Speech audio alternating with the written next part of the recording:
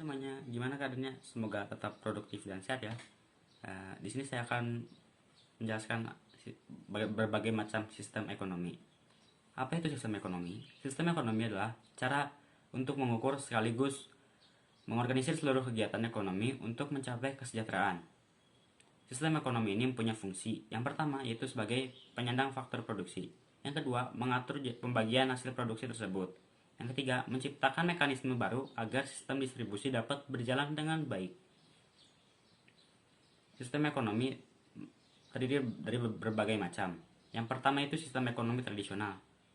Sistem ekonomi tradisional merupakan satu sistem berdasarkan kebiasaan dan tradisi masyarakat secara turun-temurun dan mengandalkan faktor produksi yang seadanya saja. Pemecahan masalah sistem ekonomi tradisional dilakukan sesuai dengan kebiasaan atau tradisi. Ciri-ciri sistem ekonomi tradisional adalah: yang pertama, teknologinya itu rendah. Yang kedua, produktivitasnya juga rendah. Ketiga, setiap anggota masyarakat belum ada motivasi untuk mengembangkan hartanya. Dan yang keempat, masyarakat sulit berubah karena adanya penolakan. Di Indonesia sendiri masih ada dong yang memakai sistem ini, yaitu di Papua dan Duga. Negara yang menganut sistem ini, yang pertama itu Indonesia, yang kedua itu Jerman, dan yang ketiga itu Inggris. Kelebihan sistem ini yaitu: yang pertama, tidak adanya eksploitasi SDA dan SDM yang berlebihan dan lingkungannya terjaga.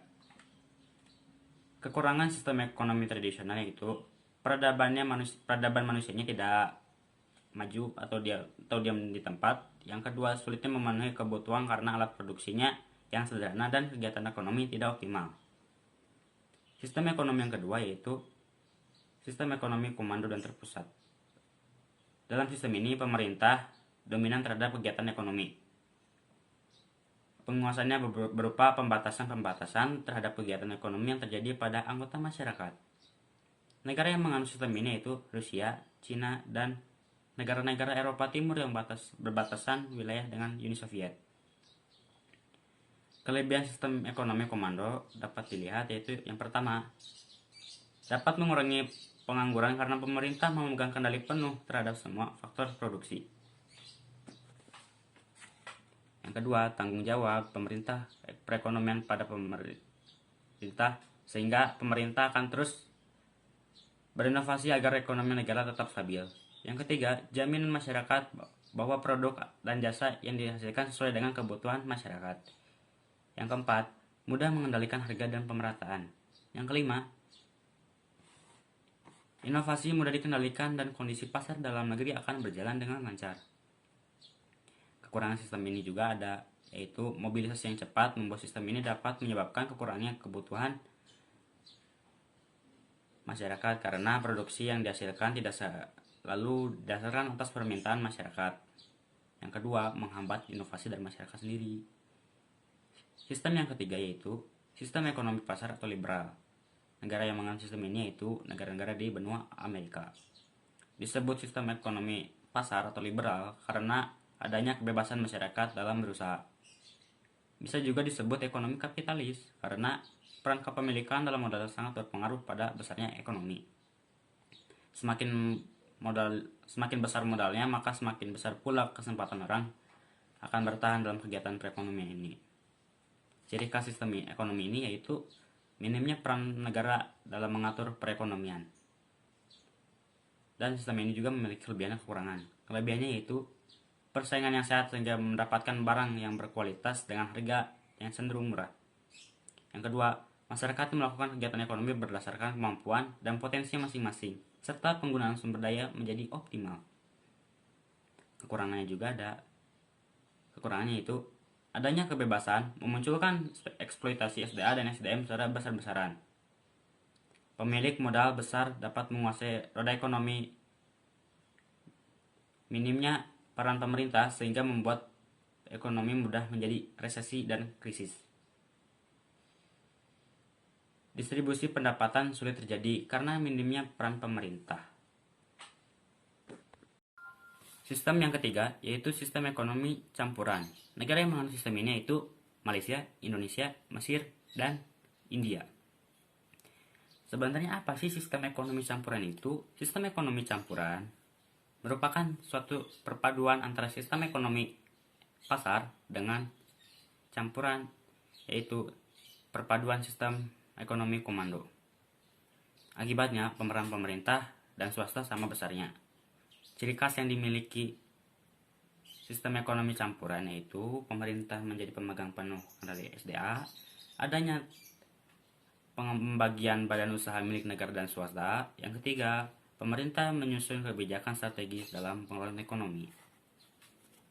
Dan yang terakhir, perusahaan diberi kebebasan tapi pemerintah mengawasi seluruh kegiatan perekonomian.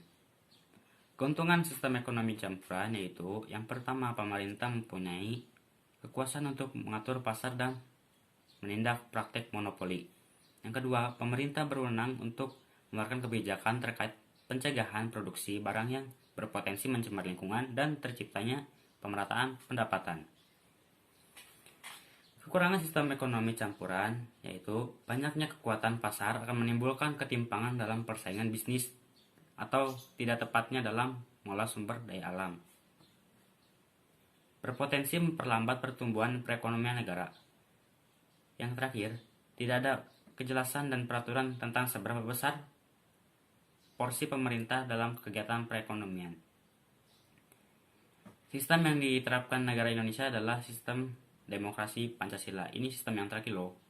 Nah, sistem ini merupakan suatu sistem di mana peran ekonomi dijalankan dengan nilai moral yang terkandung dalam Pancasila sebagai dasar negara.